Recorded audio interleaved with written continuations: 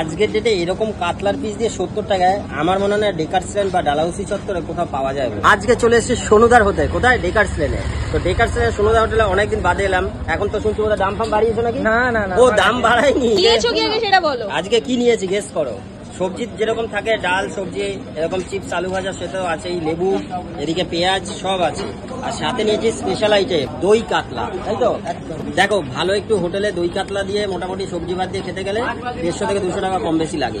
কত নিচ্ছে সোনুদা, কত নিচ্ছে এই সোনুদা কাতলাটা? নিয়েছে পরে তো বলবো। সাইজটা দেখো মাছের, মাছটার সাইজ দেখো, বিশাল বিশাল বড়। এরকম সাইজের একটা কাতলা দিয়ে মিক্স সবজি ডাল, টোটাল প্যাকেজটা বলো কত? 70 টাকা মাত্র। ইয়ার কি মারছো?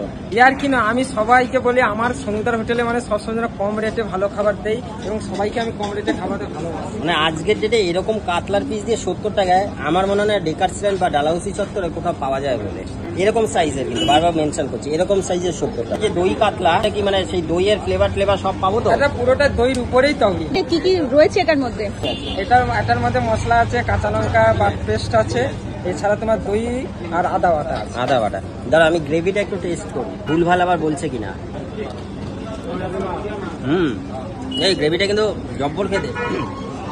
এরকম দই কাতলা পুরো প্যাকেট দাম 70 টাকা। তাহলে আর দেরি কিসে, চলো এবার খাবার পালা।